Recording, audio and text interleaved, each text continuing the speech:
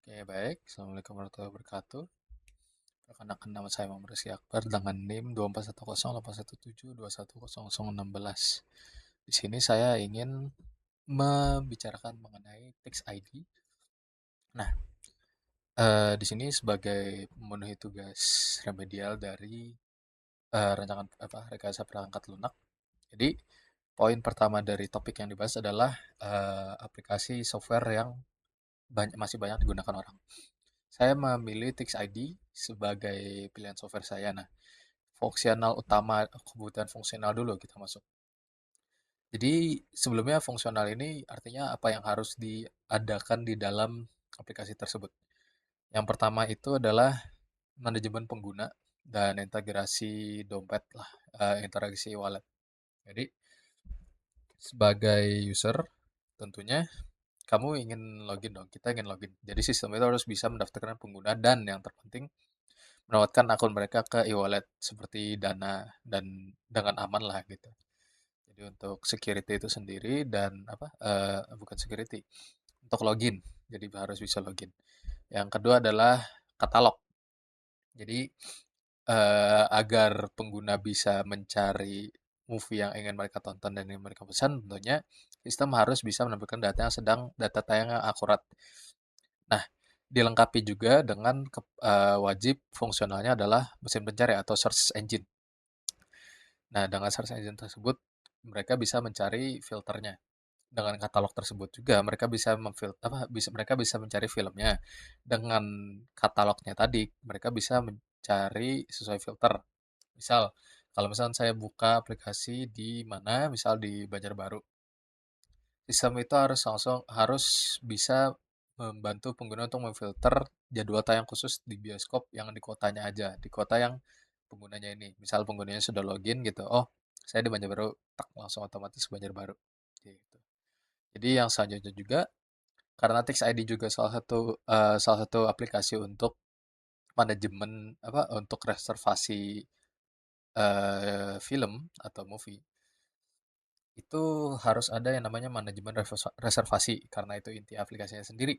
Sistem itu harus bisa munculkan denah kursi secara visual, mendeteksi kursi mana yang sudah terisi dan belum terisi, dan mengizinkan pengguna mengklik kursi yang masih kosong serta reservasi ya di situ. Intinya reservasi. Sistem harus mengizinkan untuk pengguna untuk reservasi.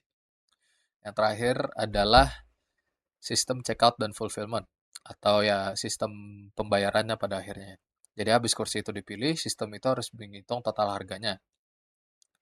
Dan misal pengguna apa ingin bayar ya harus disesuaikan pembayarannya gimana. Dan menerbitkan lalu terakhir itu fulfillmentnya itu harus menerbitkan tiket elektronik, QR code gitu atau apapun itu untuk agar pengguna bisa apa memberikan ke pihak bioskop tersebut. Nah, setelah itu ada functional requirement, ada juga pasti non functional requirement. Jadi bedanya dengan non fungsional itu ini itu untuk menunjukkan seberapa baik sistem tersebut bisa bekerja. Yang pertama itu adalah aplikasi Tix ID ini itu konkurensi. Bayangkan aja ada dua orang yang buka aplikasi dan mengklik C8 di detik yang sama persis. Jadi tentunya dong sistem nggak boleh membiarkan keduanya berhasil bayar. Harus ada mekanisme locking atau penguncian antrian secara real time. Jadi saat pas satu orang itu nekan kursi, sistem tuh udah harus nguncinya dulu selama 5 menit misal.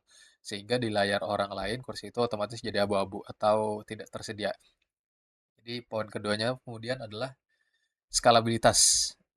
Misal di normal hari weekday gitu grafiknya mungkin normal, tapi ketika ada yang weekend atau pre-sale gitu, film gede, film Marvel atau blockbuster lain, itu bakal ada ratusan orang lah, ratusan ribuan orang, bahkan ratusan ribu orang yang pakai aplikasinya itu.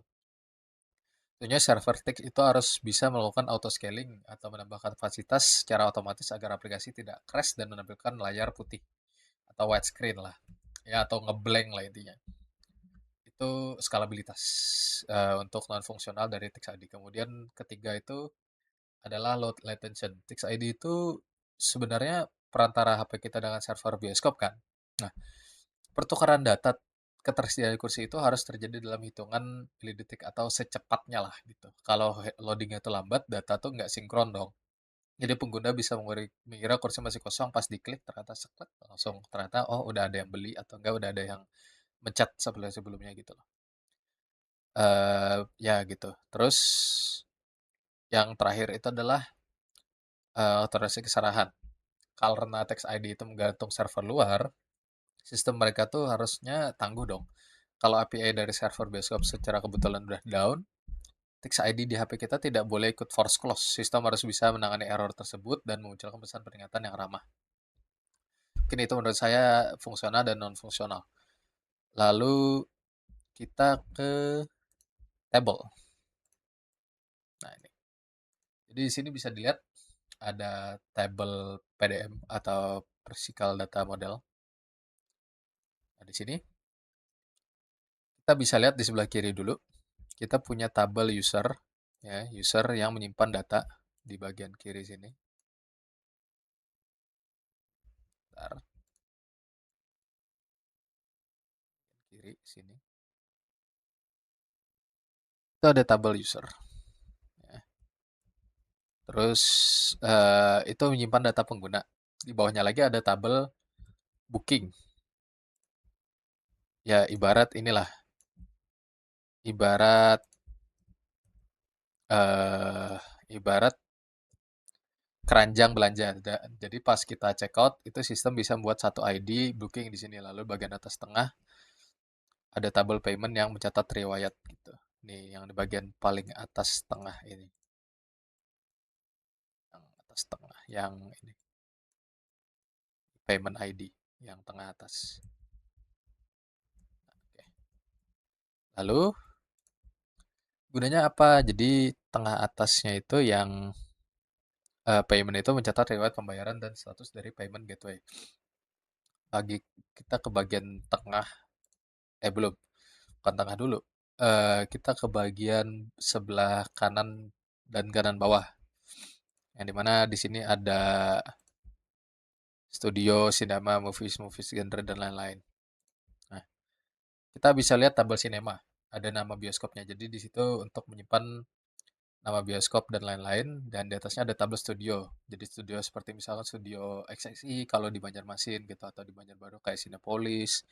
Nah, turun di kanan bawah itu adalah kategori katalog film. Ada movies, ada genres ya, sebagai sebagai kategori tadi lah yang pas buat sistem pencarian. Karena satu film itu bisa banyak genre, kita menggunakan tabel pivot kecil bernama movies genre di bagian bawahnya. Movies genre di bagian sebelahnya lah, atasnya atau sebelahnya itu. Sebelahnya ya, sebelahnya. Dan di bawahnya ada tabel genres. Terakhir kita ke bagian tengah. Di bagian tengah itu ada tabel showtime atau jadwal tayang.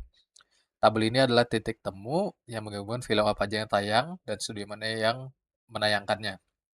Di sebelah kanannya sedikit ada table seats yang misal menunjukkan letak kursi permanen, misal baris C dan kursi nomor 8.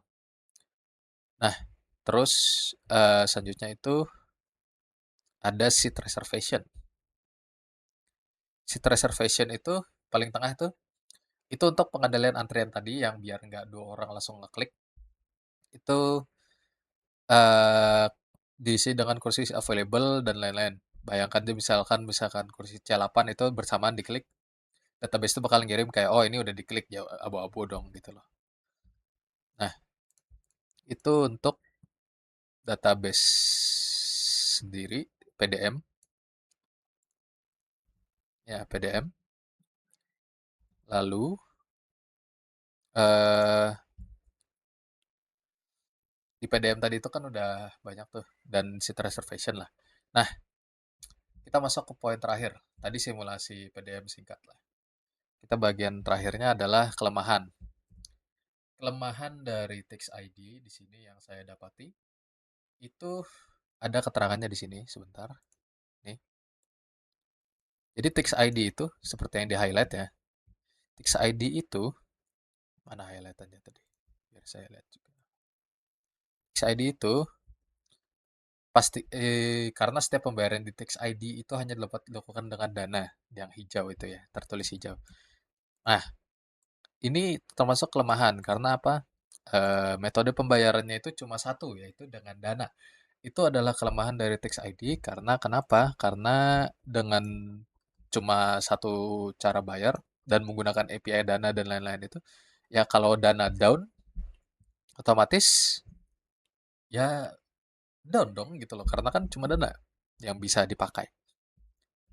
Gitu. Kalau misal solusinya ya solusinya dikasih multi payment, misal kayak dibolehin pakai QRIS, dibolehin pakai eh GoPay dan lain-lain gitu, atau enggak kayak e-wallet e-wallet dari bank gitu. Apa ya itulah, dari bank e-banking gitu kan. Harusnya bisa dong gitu. Nah, dengan membuka opsi misal QRIS atau virtual account lain tuh sistem punya jalur cadangan dong pastinya, dan aman, dan pas satu metode misalkan dana lagi lambat atau lagi down, tentunya ya nambah dong kayak opsi lain dana sedang down gitu, bisa dikasih opsi gitu. Mungkin itu saja dari saya mengenai Tax ID. Sudah kita lengkapi yaitu eh ini apa? Fungsional, non fungsional, kita udah mensimulasikan DB, kita udah memberikan kelemahan dan juga solusinya ya tentunya memberikan multi payment. Mungkin itu saja yang bisa saya sampaikan. Mohon maaf apabila ada kesalahan. Assalamualaikum warahmatullahi wabarakatuh.